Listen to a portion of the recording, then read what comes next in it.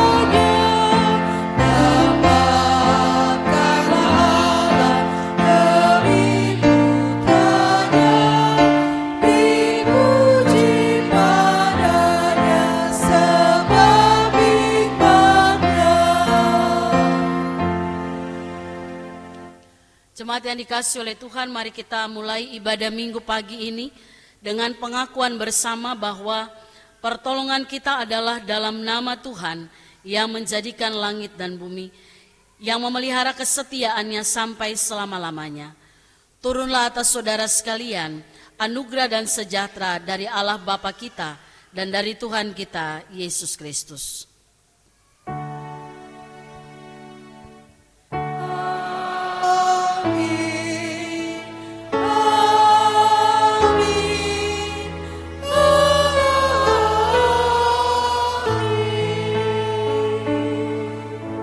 Jemaat Tuhan dipersilakan duduk kembali.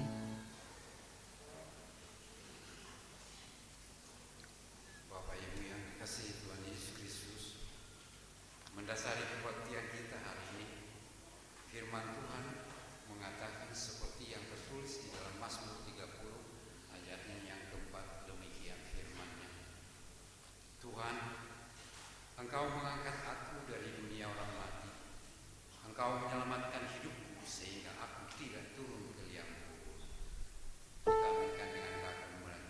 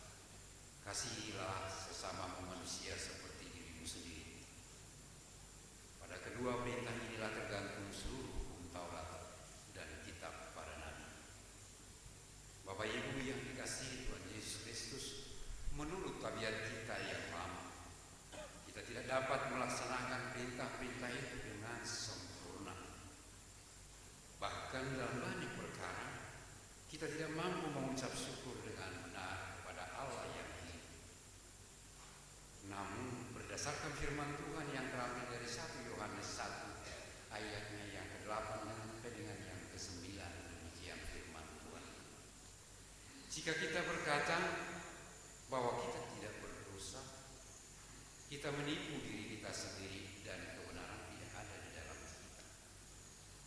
Jika kita mengaku dosa, Ia setia dan adil, sehingga Ia akan mengampuni segala dosa kita dan menyucikan kita dari segala jahat. Saudara-saudara, di atas janji Tuhan ini, marilah kita mengaku dosa-dosa kita dan mempersekutukan diri dalam kekudusan Tuhan. Mari kita mengaku dosa secara pribadi.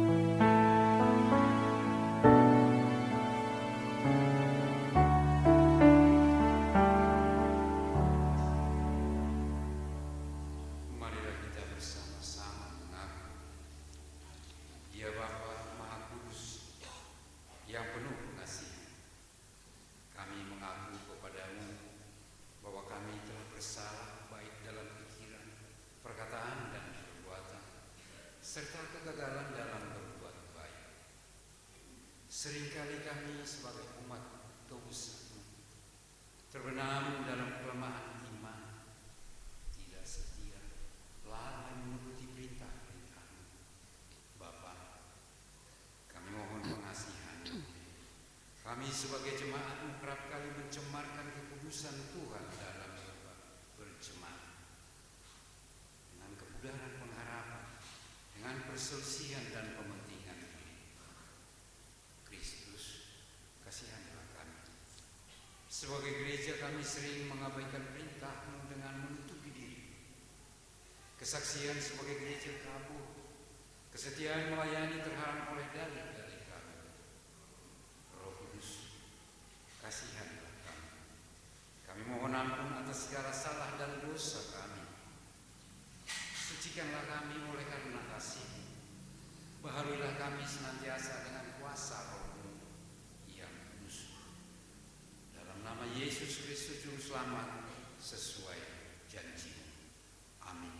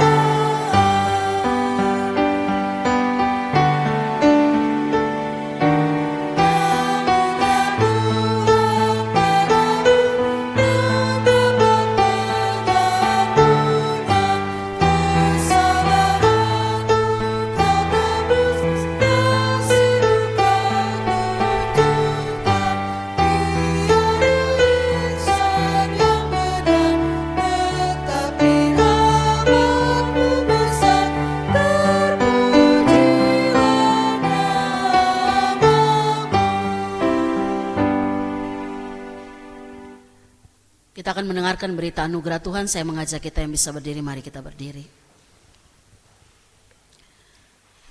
Jemaat yang dikasihi oleh Tuhan, selaku hamba Tuhan Yesus Kristus, saya memberitakan bahwa pengampunan dosa itu sudah berlaku di dalam nama Allah Bapa, Anak, dan Roh Kudus.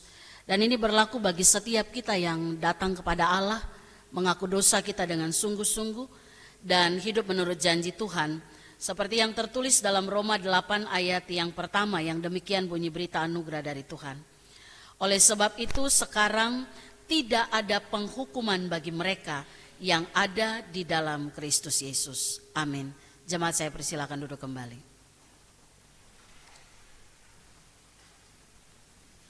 Dengan demikian kita hidup dalam suatu hidup yang penuh dengan kelimpahan kasih Allah, yang disebut hidup baru. Dengarlah petunjuk hidup baru yang terdapat dalam 1 Petrus 3 ayatnya yang ke-8, demikian firman-Nya. Akhirnya, hendaklah kamu semua seia sekata, seperasaan, mengasihi saudara-saudara, penyayang dan rendah hati. Amin.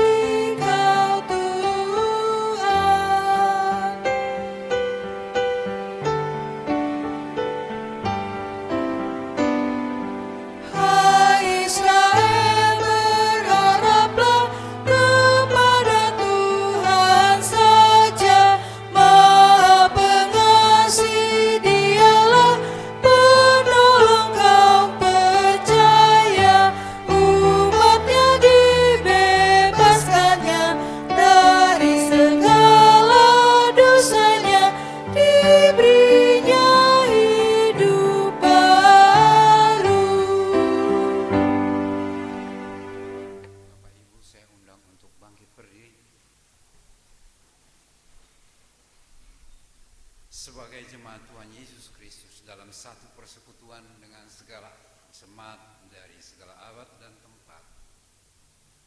Marilah kita mengucapkan secara bersama-sama pengakuan iman yang am dan rasuli.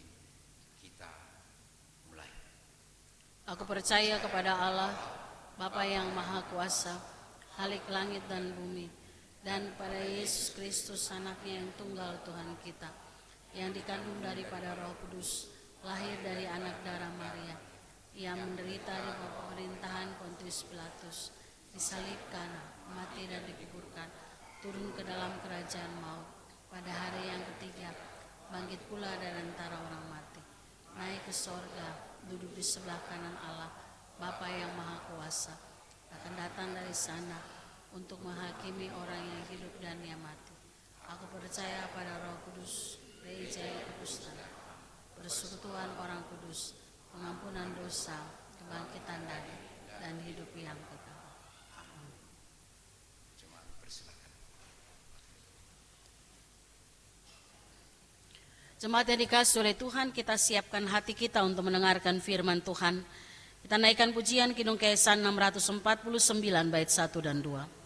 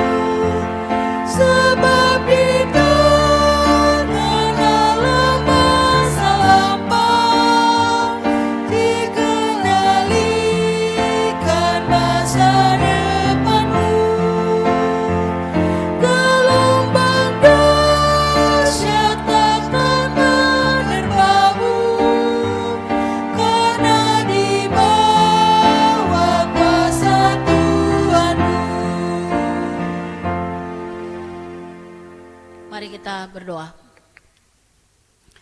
Bapa yang penuh kasih, saatnya kami akan membaca dan merenungkan kebenaran firman-Mu. Biarlah Roh Kudus menolong kami, menuntun kami, agar kami dapat mengerti apa yang Tuhan kehendaki melalui firman-Mu hari ini untuk kami lakukan dalam kehidupan kami. Sehingga apa yang kami lakukan dalam hidup ini seturut dengan apa yang Tuhan mau untuk kami kerjakan selama masih ada nafas hidup bagi kami. Inilah kami Tuhan, berbicaralah bagi setiap kami siap mendengarkan sabda-Mu. Di dalam nama Tuhan kami Yesus Kristus firman yang hidup, Tuhan menyertai saudara. Amin. Jemaat Tuhan, mari kita siapkan bacaan firman Tuhan. Pagi ini kita akan baca bersama dari kitab Mazmur pasal yang ke-30. Ada ayat 1 sampai dengan ayat yang ke-13 untuk pasal ini.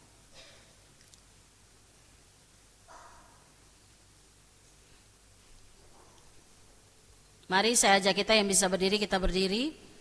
Kita akan bacakan Mazmur ini secara bersama-sama. Mazmur pasal yang ke-30 ayat 1 sampai dengan ayat yang ke-13 di bawah judul perikop nyanyian syukur karena selamat dari bahaya. Mazmur nyanyian untuk pentabisan bait suci dari Daud. Kita baca bersama. Aku akan memuji Engkau ya Tuhan, sebab Engkau telah menarik aku ke atas dan tidak memberi musuh-musuhku bersukacita atas aku. Tuhan Allahku, kepadamu aku berteriak minta tolong, dan Engkau telah menyembuhkan aku. Tuhan, Engkau mengangkat aku dari dunia orang mati, Engkau menyelamatkan hidupku sehingga aku tidak turun ke liang kubur. Nyanyikanlah mazmur bagi Tuhan, hai orang-orang yang dikasihinya, dan persembahkanlah syukur kepada namanya yang kudus. Sebab sesaat saja ia murka, tetapi seumur hidup ia murah hati. Sepanjang malam ada tangisan, menjelang pagi terdengar sorak-sorai. Ketika aku hidup sentosa, aku pernah berkata, aku takkan goyah untuk selama-lamanya. Tuhan, oleh karena Engkau berkenan, Engkau telah menempatkan aku di atas gunung yang kokoh. Ketika Engkau menyembunyikan wajah-Mu, barulah aku terkejut. Kepadamu ya Tuhan, aku berseru, dan kepada Tuhanku aku memohon belas kasihan. Apakah untungnya jika nyawaku dicabut, kalau aku turun ke dalam liang kubur? Dapatkah debu bersyukur kepadamu dan memberitakan kesetiaan-Mu? Dengarlah Tuhan dan kasihanilah aku. Tuhan, jadilah penolongku. Ratapanku telah Kau ubah menjadi tarian gembira. Pakaian kabungku Kau tanggalkan, pinggangku Kau ikat dengan sukacita, supaya jiwaku menyanyikan mazmur bagi-Mu dan tidak berdiam diri. Tuhan Allahku, untuk selama-lamanya aku mau menyanyikan syukur bagi-Mu. Demikianlah firman Tuhan, terpujilah Tuhan Yesus Kristus. Firman Allah berkata dalam Lukas 11 ayat 28, ia pun berkata, yang lebih berbahagia ialah mereka yang mendengarkan firman Allah dan yang memeliharanya. Haleluya. Haleluya.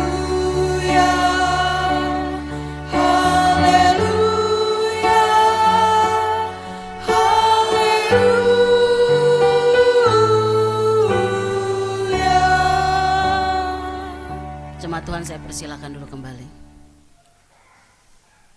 Selamat pagi Bapak Ibu Jemaat. Puji Tuhan. Bulan Mei ini Sinode GKO menetapkan menjadi bulan keluarga. Jadi nanti Bapak Ibu kalau lihat khotbah minggu selama bulan Mei, itu akan dimulai dengan keluarga Kristen. Artinya di bulan ini firman Tuhan yang diberitakan itu berkaitan dengan bagaimana keluarga secara pribadi dan keluarga kita punya pemahaman yang benar ya akan firman Allah, lalu kita berfungsi benar di dalam kehidupan kita, baik di tengah masyarakat bahkan secara khusus dalam gereja. Karena kita adalah tubuh Kristus. Amin ya Bapak Ibu ya. Kalau tubuh Kristus berarti semua orang berfungsi dengan sesuai dengan porsi yang Tuhan berikan kepadanya masing-masing. Nah, untuk minggu pertama ini kita akan membahas tentang keluarga Kristen yang hidup dalam pengharapan. Jadi pengharapan milik orang percaya. Beberapa bulan yang lalu saya pernah sampaikan ini dalam ibadah rumah tangga tentang kayak kasus yang sering kali terjadi dan itu sekarang tuh menjadi hal yang sudah biasa kita bacakan, itu tentang kasus orang bunuh diri. Bapak Ibu pernah baca nggak? Kalau kita rajin baca berita, kita rajin berseliweran di media sosial, kita tahu berita-berita ini tuh cukup ya menggetarkan hati gitu ya. Orang-orang yang mengakhiri hidupnya dengan jalan pintas, dengan jalan bunuh diri, ada yang menggantung dirinya, ada yang loncat dari tingkat tinggi, ya. Dan itu dicatat dengan sangat baik orang dari kalangan usia yang muda sampai produktif. Bahkan saya baca anak SD, itu saya lupa daerah mana itu bunuh diri. SMP, SMA, kuliah, dan sampai dengan orang-orang yang juga berkecimpung dalam dunia kerja, yang tahu tentang prinsip hidup, bahkan yang berkecimpung di dalam pelayanan, itu juga lakukan hal yang sama. Ya, saya coba cari-cari Bapak Ibu, orang-orang yang lakukan ini kan bukan orang-orang bodoh ya, betul ya? Juga bukan orang-orang yang hilang ingatan. Kalau orang yang mohon maaf kata dia tidak sehat mentalnya, lalu dia lakukan itu, orang mungkin bilang apa? Ya memang karena gak sehat mentalnya gitu ya. Tapi ini daftarnya itu orang-orang yang benar-benar ada dalam kondisi yang baik. Dalam pandangan luar ya, kita gak tahu kalau orang sampai bunuh diri kan berarti mentalnya rusak ya. Tapi orang-orang yang tahu dan ngerti banget, orang-orang yang cukup dikenal juga dalam masyarakat.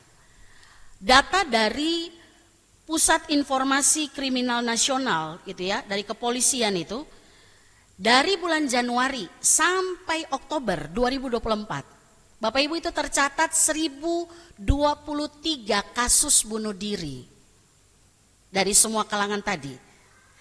Itu yang dilaporkan, iya kan? Yang nggak dilaporkan kita nggak tahu. Jadi tapi dikatakan tuh banyak sekali, seperti fenomena gunung es gitu ya. Yang di permukaan itu kalau di laut kelihatannya kecil, tapi dalamnya itu banyak sekali. Pernah nggak kita sejenak berpikir apa yang sedang terjadi dalam kehidupan banyak orang saat-saat ini? Saya bahkan baca itu ada satu anak yang dia kenapa sampai dia mengakhiri hidupnya, dia tidak tahan dibully. Bayangkan loh. Ya. Oleh karena itu kenapa keluarga harus menjadi tempat pertama seseorang mengenal apa itu kasih. Seseorang mengenal apa artinya mengampuni. Apa artinya berbagi. Apa artinya melakukan segala sesuatu bersama. Tempat pertama itu ada di keluarga.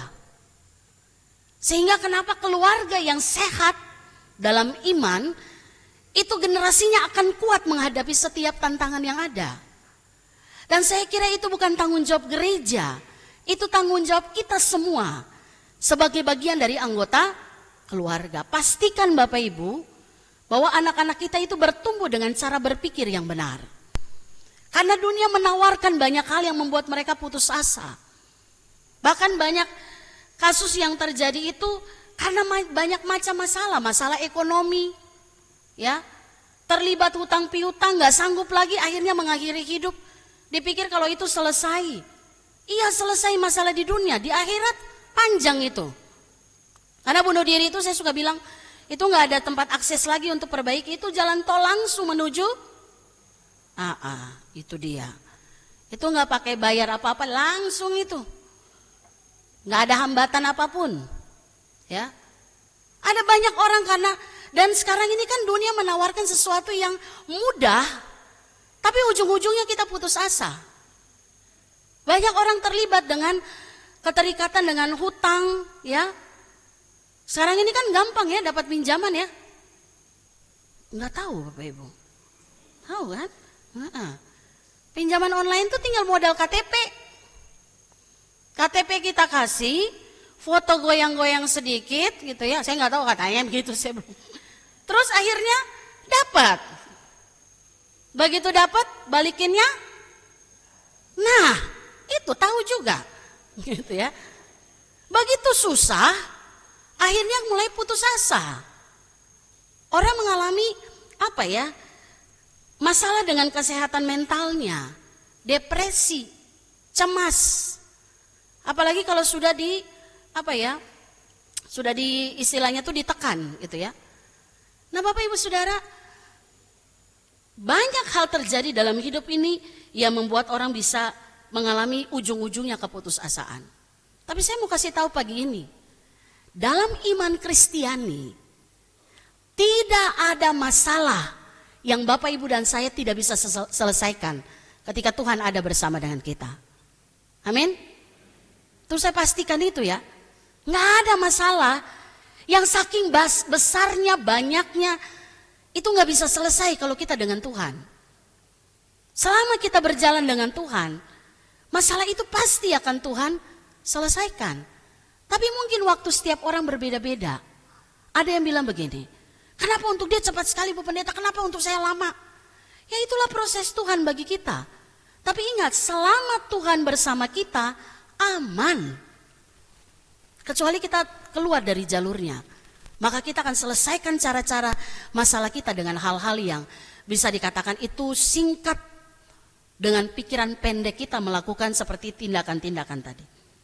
Kenapa orang putus asa? Karena nggak punya pegangan, ya, tidak punya lagi pengharapan dan merasa bahwa tidak ada lagi jalan keluar, sehingga memutuskan untuk lakukan itu sendiri.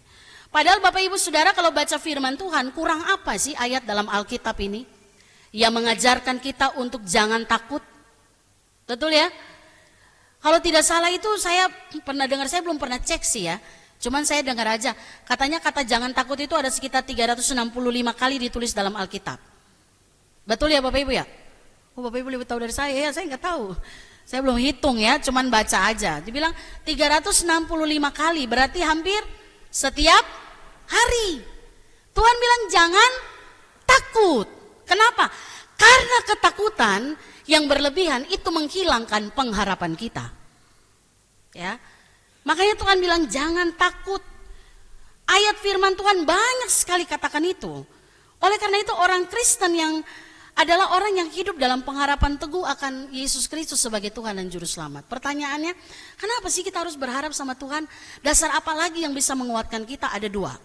Yang pertama, karena janji Tuhan itu gak pernah diingkari. Ya, Tuhan itu kalau janji, dia tidak pernah ingkar.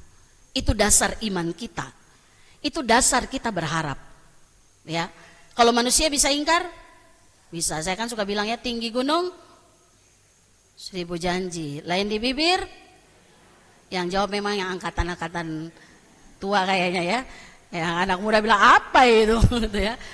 Itu kan gitu ya. Manusia itu terbatas sekali untuk urusan yang satu ini. Tapi Tuhan tidak. Nggak ada janjinya yang tidak ia tepati. Yang ia ingkari, semua janji Tuhan itu pasti digenapi.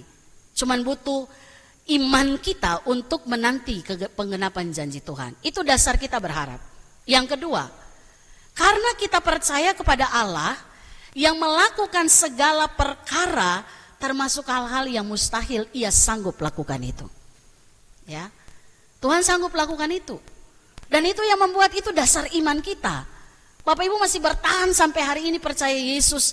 Karena kita tahu dia Allah yang lakukan hal yang termasuk ajaib pun. Dia sanggup lakukan itu bagi saya. Dan saya percaya akan Tuhan yang melakukan perkara ajaib. Oleh karena itu saudara, seseorang yang hidup dalam pengharapan Kristiani, dia tidak akan terus menerus terbelenggu dengan kehidupannya saat ini. Ya, saya percaya nggak ada di antara kita yang nggak punya masalah. Bapak Ibu ada masalah? Banyak sedikit? Banyak. Oh, saya sudah tahu jawabannya pasti itu ya. Ya, kita punya banyak masalah kan? Masalah di rumah ada? Oh banyak. Masalah di tempat pekerjaan, masalah di tempat usaha kita, masalah di lingkungan tempat kita tinggal. Bahkan masalah di dalam gereja. Masalah dalam pelayanan juga ada. Kita semua dikelilingi oleh persoalan ataupun masalah. Kita semua yang Tuhan izinkan untuk diberikan nafas kehidupan, kita masih punya masalah. Tapi persoalannya, mengapa kita mau terus terbelenggu dengan barang yang satu ini? Kalau kita berdiri di atas pengharapan bahwa Yesus tidak pernah ingkar janji, Allah di dalam Yesus tidak ingkar janji, dan dia sanggup melakukan hal yang mustahil sekalipun. Kenapa mau terus terbelenggu dengan masalah? Yang membuat kita terus mengarah kepada hal-hal yang mendatangkan pikiran-pikiran pendek bagi kita untuk melakukan hal yang tidak berkenan. Bapak Ibu Saudara, orang yang berpengharapan dalam Tuhan itu dia mampu melihat dua realitas. Apa itu? Dia lihat kuasa Tuhan yang bekerja hari ini dan dia percaya akan kuasa Tuhan yang bekerja di masa yang akan datang. Itu orang yang berpengharapan. Dia mampu melihat dua sisi itu dengan baik.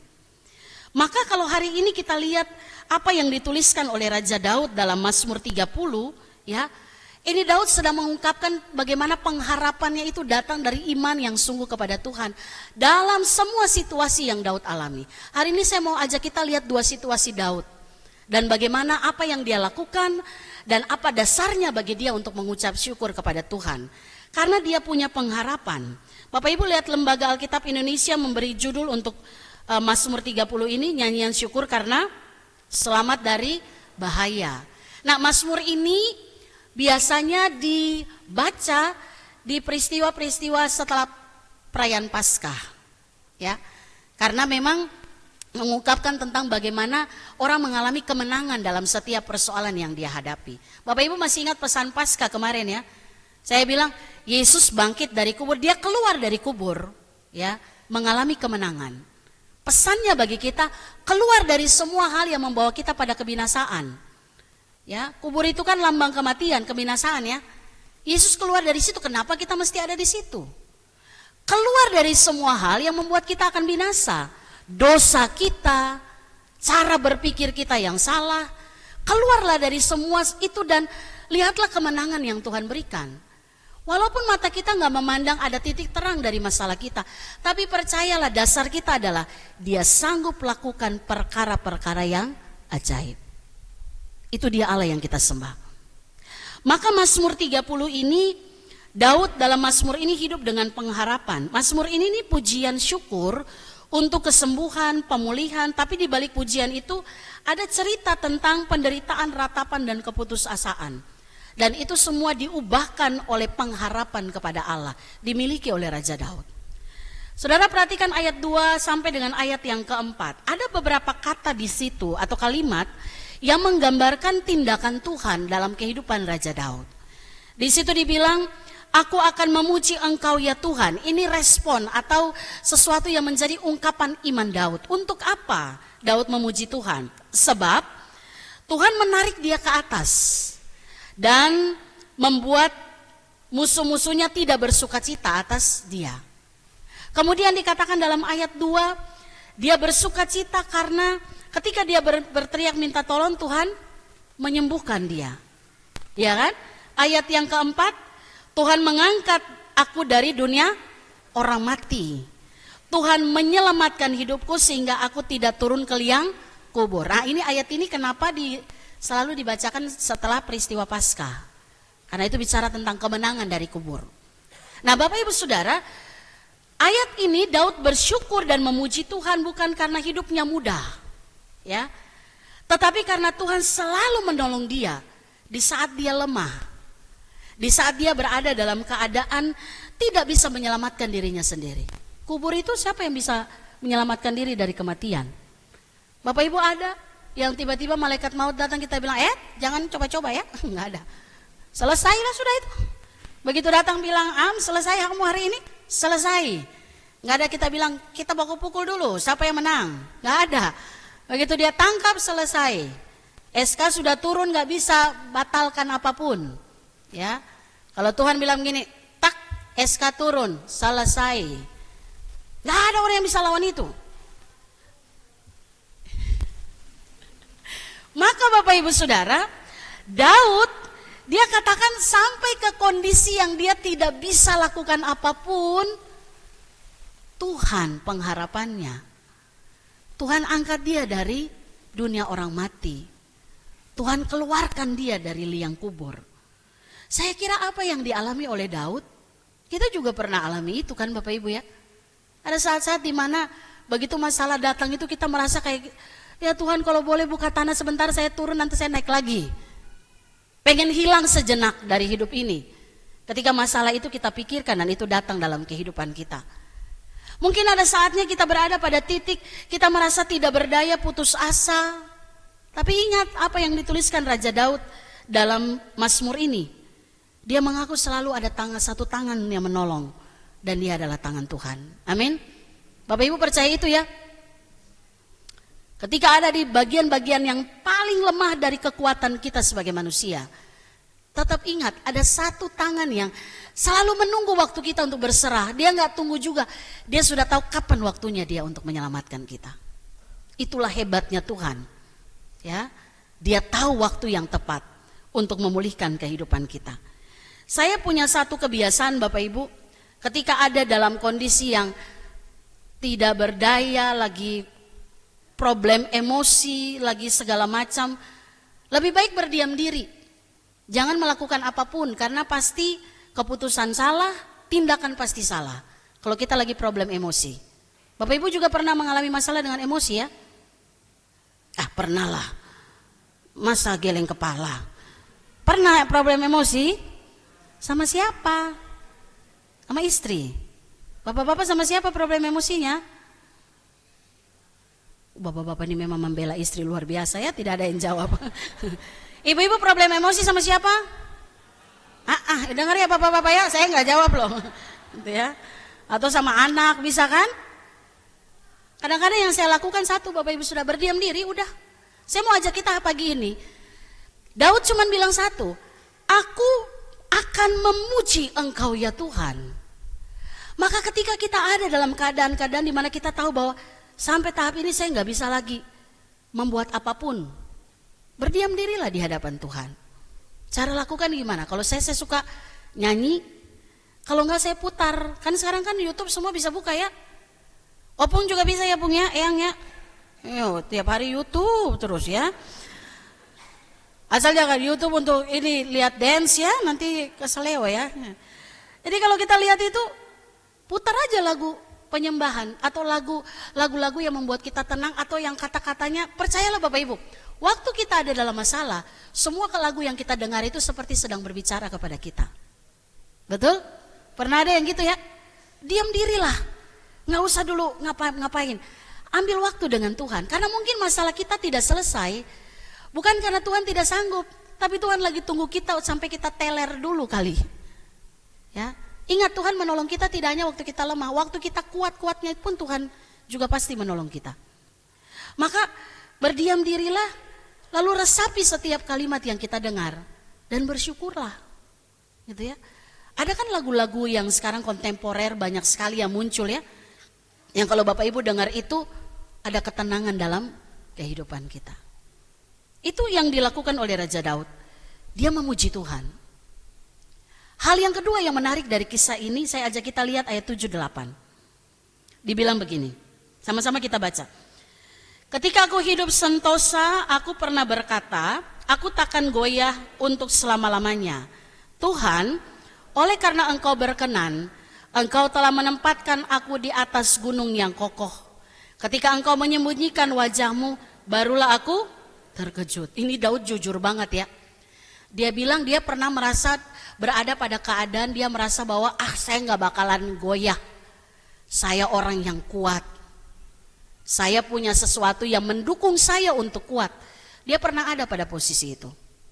Tapi waktu dia menyadari Tuhan menyembunyikan wajahnya dari Daud, dia bilang aku terkejut.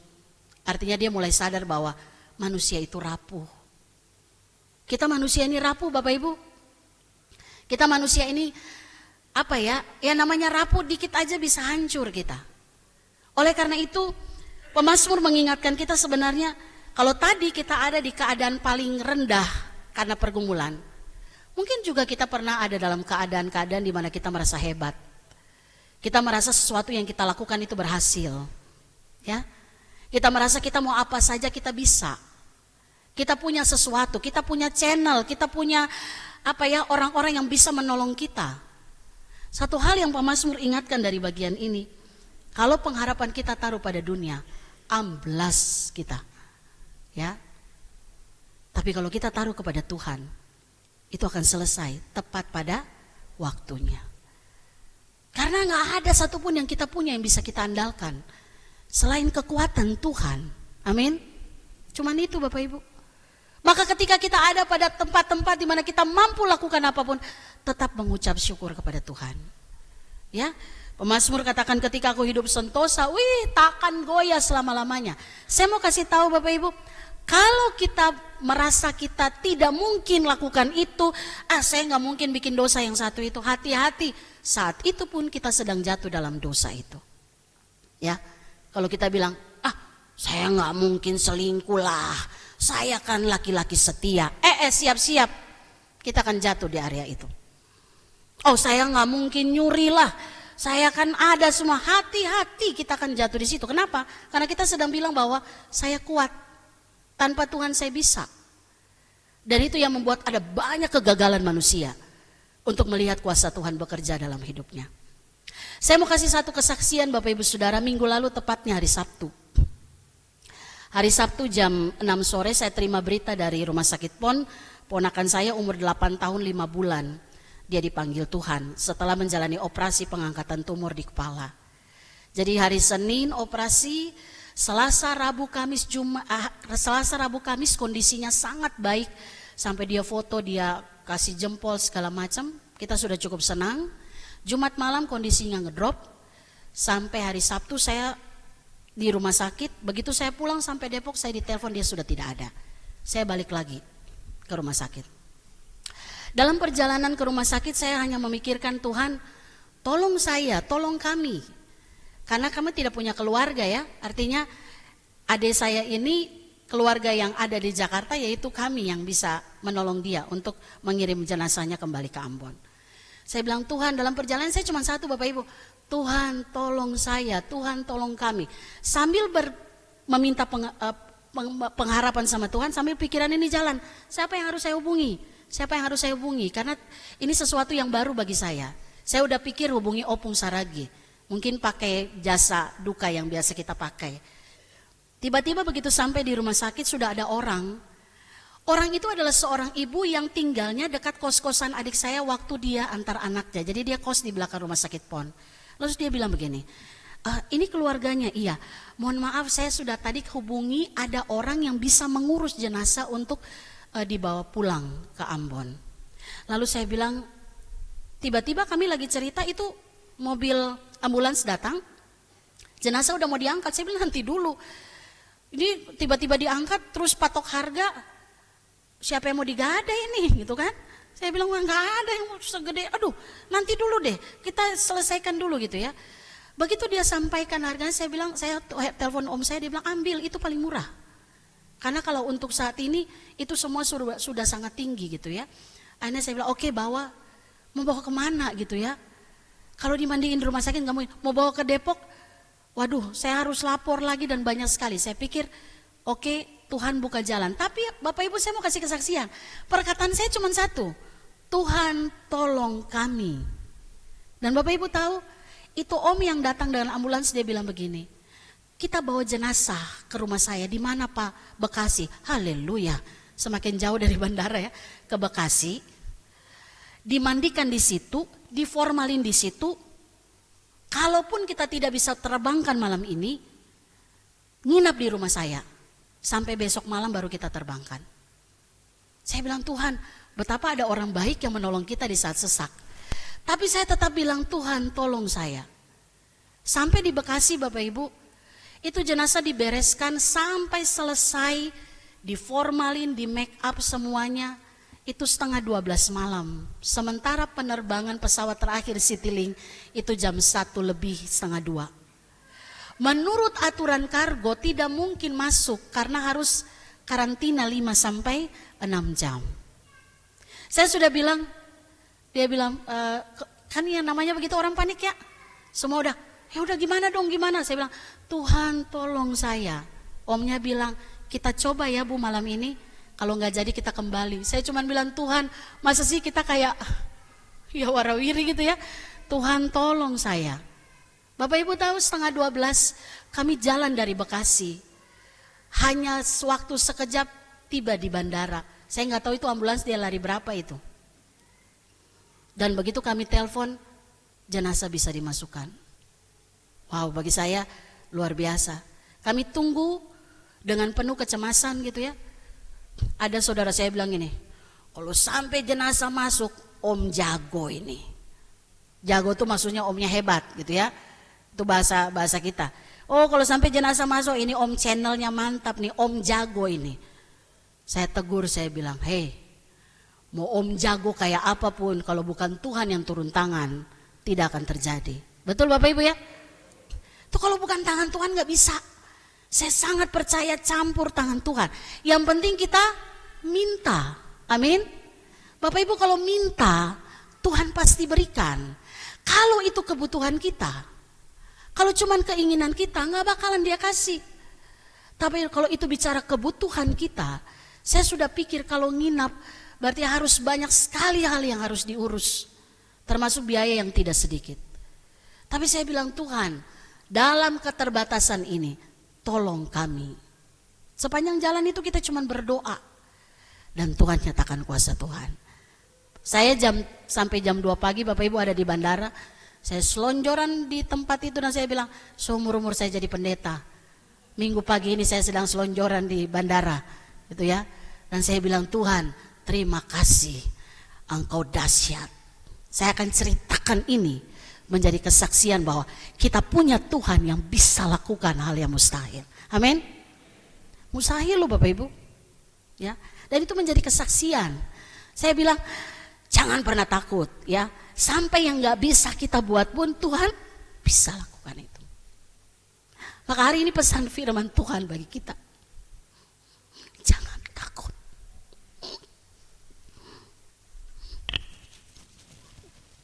Mohon maaf,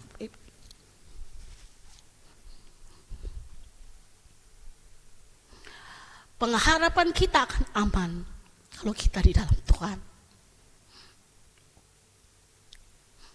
Jelek banget muka saya ya. Tawa dong biar saya ketawa. Saya kalau nangis mukanya jelek banget ya Bapak Ibu ya. Saya mau bilang pengharapan itu taruh pada Tuhan. Kalau hari ini Bapak Ibu sedang alami masalah yang, ada yang bilang ke saya gini, Bu Pendeta kayaknya gak ada jalan keluar. Batalkan kalimat itu. Bilang, saya punya Tuhan yang dahsyat. Amin. Dia bisa lakukan hal yang tidak bisa kita lakukan. Itu Daud saksikan itu. Sehingga dia bilang begini, Bapak Ibu coba lihat ayat yang ke-6. Kita bikin dosa pun dia lakukan bagiannya. Sama-sama kita baca ayat 6. Sebab sesaat saja ia murka, tapi itu dia. Sesaat murka, mungkin kita tanggung penderitaan karena dosa kita. Tapi murka itu sesaat saja. Yang seumur kita lihat itu apa? Kemurahan hati Tuhan. Kita berdoa. Terima kasih ya Tuhan, firman-Mu hari ini menguatkan kami. Bahwa Engkaulah sumber kekuatan dan pengharapan kami. Bahkan sampai pada hal-hal yang mustahil kami alami, Tuhan lakukan itu bagi kami. Seperti Raja Daud. Ketika pun dia berada dalam kondisi paling lemah, Tuhan menolong dia. Mengeluarkan dia dari dunia orang mati. Bahkan ketika Daud ada dalam kondisi di mana ia tahu segala sesuatu ia bisa dapatkan dengan kekuatannya, Tuhan pun tetap menolong Daud. Menegur, mengingatkan, bahkan memberikan jalan keluar, sehingga Daud boleh kembali pada posisi semula, mengakui Yesus Kristus sebagai Tuhan dan Juru Selamatnya. Itu pun menjadi bagian dari hidup kami ya Tuhan. Kami pun hari ini datang dengan semua permasalahan hidup kami. Tuhan kenal satu persatu kami yang hadir hari ini. Tuhan tahu apa yang kami bawa di dalam doa kami. Hari ini Tuhan, biarlah firman kebenaran-Mu menguatkan kami. Bahwa doa yang kami naikkan Tuhan dengarkan itu dengan hati yang penuh ketulusan. Dan Tuhan menyatakan jawaban Tuhan pada waktu yang tepat. Sehingga biarlah kami pulang dengan pengharapan. Kami menjalani hidup ini dengan pengharapan yang bersumber pada Tuhan. Bukan bersumber pada kekuatan dunia ini. Karena kami tahu dunia ini terbatas. Tapi Tuhan tidak terbatas untuk menolong kami. Untuk menguatkan kami. Dan memberikan jalan keluar bagi setiap persoalan yang kami hadapi. Terima kasih ya Tuhan untuk semua yang Tuhan buat. Apa yang kami alami sampai hari ini karena kebaikan Tuhan. Untuk itu semua kami yang ada dalam ibadah pagi ini bersyukur hanya kepada Engkau. Satu-satunya Allah kami yang hidup, Allah di dalam Yesus Kristus yang telah menyelamatkan kami dan memberikan kemenangan bagi kami atas setiap persoalan hidup. Di dalam nama Tuhan Yesus kami berdoa. Amin. Kita aminkan firman Tuhan, kita naikkan pujian Kidung Keesaan 649 bait 3 dan 4.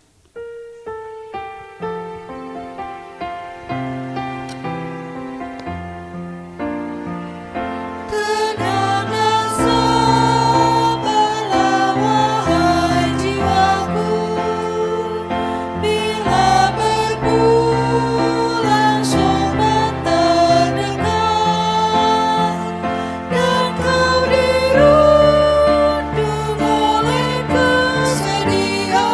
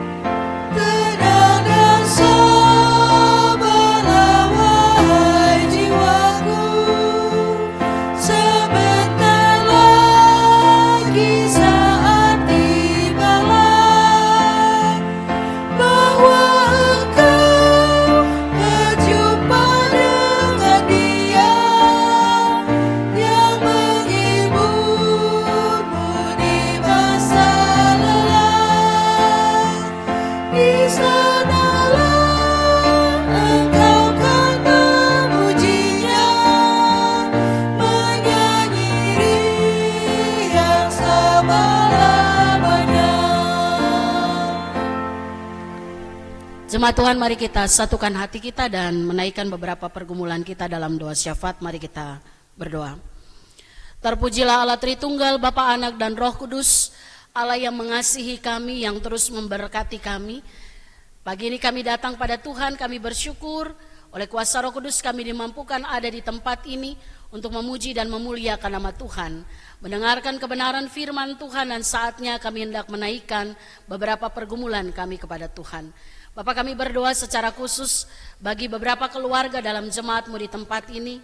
Kami doakan secara khusus keluarga Bapak Junser Berliando Saragi Simarmata, keluarga Ibu Rahyuni, keluarga Ibu Yuliana Wohon, keluarga Ibu Yosefin Hetarion Suwarno, keluarga Bapak Yohanes Sardi, keluarga Ibu Penatua Saryuni Sudibyo, keluarga Bapak Ruslan Yudiseno, keluarga Saudari Shirley Carolina Reni Tetelepta, keluarga Bapak Pit Amos Watilete, dan keluarga Ibu Supartina Makatipu.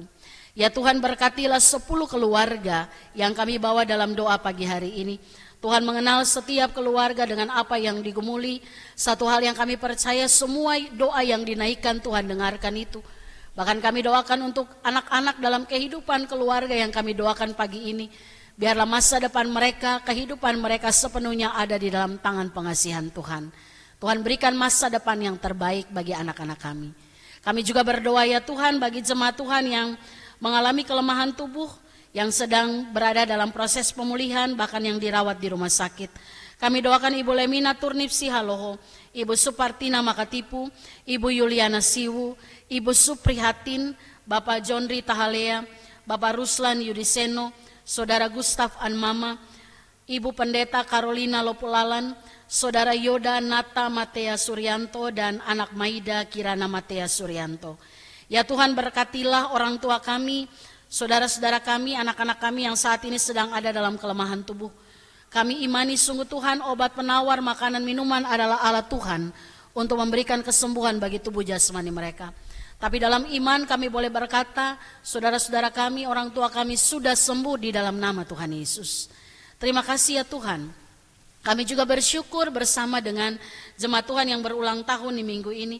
Kami doakan saudara Charles Jason Aldi Aiheri, Ibu Isda Wimah, Saudari Feliona Angeliska Marwanaya, Bapak Tomser Sitanggang, Saudari Anneke Gracia M. Damamain, Ibu Poncowati, Ibu Rustiana Boru Tambunan, Cornelius Ayub Romario Simanulang, Maximilian Nathaniel Dasalak, Saudara Yori Efrem Lando, Bapak Tukiar Pranoto Saputro, Bapak Evangelis Kelvian Siahaya, Karlisa Sofia Elaine Lumban Tobing, dan Devi Taupan. Ya Tuhan, berkatilah saudara-saudara kami yang berulang tahun di minggu ini. Biarlah sukacita yang daripada Tuhan menaungi kehidupan mereka, sehingga dengan usia baru yang Tuhan berikan semangat baru untuk melakukan pekerjaan Tuhan dimanapun mereka berada. Kami doakan pergumulan-pergumulan jemaat Tuhan, baik anak-anak yang sedang mencari pekerjaan, yang mencari pasangan hidup, Tuhan berikan hikmat bagi mereka. Bahkan kami juga berdoa bagi keluarga yang mendambakan keturunan, ibu-ibu yang sedang mengandung, Tuhan memberkati kandungan mereka. Kami doakan anak-anak yang meninggalkan iman kepada Tuhan Yesus. Ya Tuhan, kami tetap bawa anak-anak kami ke dalam tangan Tuhan. Biarlah Bapa, satu waktu yang Tuhan berikan bagi mereka, mereka boleh kembali untuk mengaku Yesus Kristus sebagai Tuhan dan Juru Selamat. Dan kami imani itu semua terjadi karena pekerjaan Roh Kudus dalam kehidupan kami. Kami juga berdoa bagi seluruh pelayan Tuhan, majelis jemaat beserta keluarga, para pekerja gereja beserta keluarga, pengurus komisi beserta keluarga, para pengasuh sekolah minggu, pengajar remtar, pemandu, pemusik, tim multimedia. Tuhan memberkati agar seluruh pelayan Tuhan menjadi pelaksana pertama kebenaran firman Tuhan, menjadi teladan iman di tengah-tengah kehidupan umat-Mu. Sehingga apa yang boleh dilakukan, pelayanan yang dilakukan itu punya kuasa untuk menyalurkan berkat Tuhan bagi kehidupan kami semua sebagai keluarga Allah di tempat ini. Kami berdoa juga Tuhan bagi pos pelayanan kami yang ada di Dalung Bali. Tuhan memberkati agar semakin bertumbuh di dalam pengenalan yang benar akan Tuhan, sehingga di waktu yang Tuhan tentukan pos ini menjadi jemaat yang dewasa. Kami juga berdoa bagi Sinode Gereja GKO, mari Tuhan Engkau berkati majelis Sinode dengan semua jajaran, segala program-program yang disiapkan di tahun ini, bahkan persiapan-persiapan untuk kegiatan-kegiatan secara sinodal, mari Tuhan berkati, agar semuanya boleh berjalan seturut dengan apa yang menjadi agenda Tuhan. Kami juga berdoa ya Tuhan bagi salah satu suku yang terabaikan. Hari ini kami berdoa untuk orang-orang Hitu yang ada di Kepulauan Ambon. Kami berdoa agar segala kekuatan animisme yang masih bertanam dalam kehidupan orang Hitu, biarlah hati mereka terbuka untuk mendengarkan firman Allah, rindu untuk mencari Allah yang benar. Biarlah mereka juga diberikan hikmat untuk menerima Yesus Kristus, baik melalui penginjilan langsung, media sosial, siaran radio, televisi, bahkan semua gaya hidup orang percaya yang ada di sekitar orang Hitu. Biarlah mereka boleh menerima Yesus Kristus sebagai Tuhan dan Juru Selamat. Bahkan kami juga berdoa untuk orang-orang Hitu agar dapat melindungi laut dan ekosistemnya dari kerusakan dan pencemaran, dan mereka dapat memanfaatkan sumber daya alam yang baik, sehingga dapat meningkatkan kesejahteraan hidup mereka. Terima kasih ya Tuhan, bangsa dan negara ini juga kami serahkan pada Tuhan. Berkati pemerintah kami, keputusan kebijakan yang diambil bukan untuk kepentingan pribadi atau golongan, tapi untuk pemulihan bangsa dan negara ini. Ini doa kami ya Tuhan. Ampuni kami Bapa kalau kami banyak sekali meminta, kami kurang bersyukur. Tuhan ampuni kami.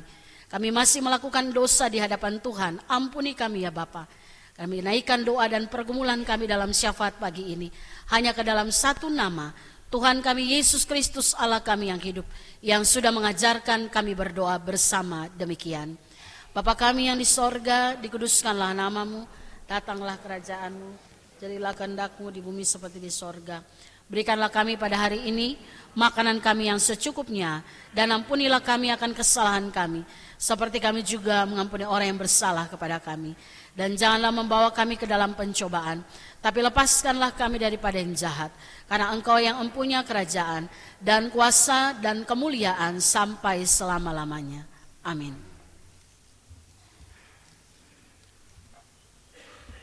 Bapak Ibu yang dikasihi Tuhan Yesus Kristus, ini tiba saatnya kita memberikan ucapan syukur kita kepada Tuhan dengan persembahan kita, sambil mengingat kata Alkitab yang terambil dari 2 Korintus 9 ayatnya yang ke-7, demikian firman-Nya. Hendaklah masing-masing memberi menurut kerelaan hatinya, jangan dengan sedih hati atau karena paksa, sebab Allah mengasihi orang yang memberi dengan sukacita. Sambil kantong tiada kita bernyanyi dari Kidung Jemaat, Kidung Keesan 468 bait yang pertama, dan setelah dikumpulkan kita masuk ke bait kedua.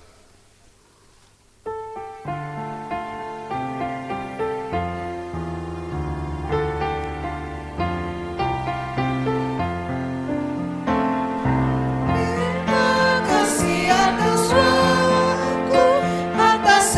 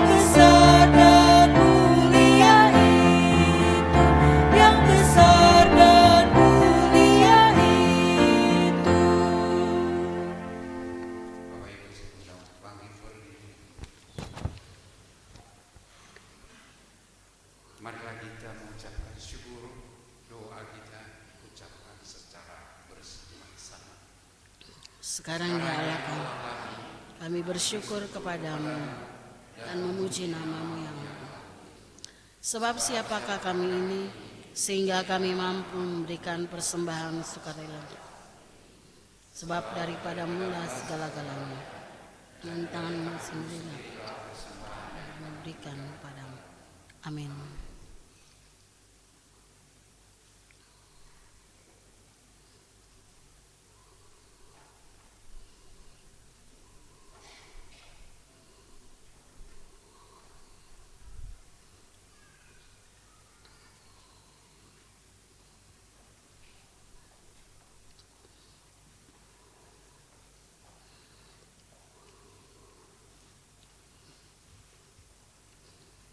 Jemaat yang dikasihi oleh Tuhan, kita akan akhiri ibadah ini. Mari kita naikkan pujian Kidung Keesan 642, bait 1 dan 2 dan bait 3 setelah kita menerima berkat Tuhan.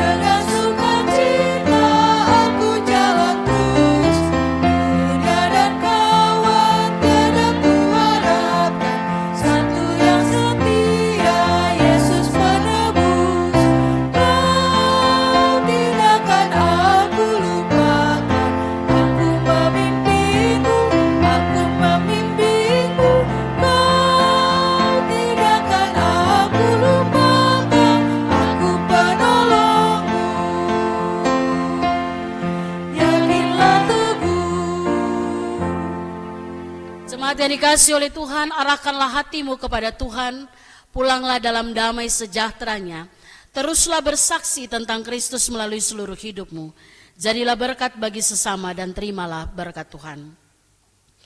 Tuhan memberkati saudara dan melindungi saudara. Tuhan menyinari saudara dengan wajahnya dan memberi saudara kasih karunia. Tuhan menghadapkan wajahnya kepada saudara dan memberi saudara damai sejahtera.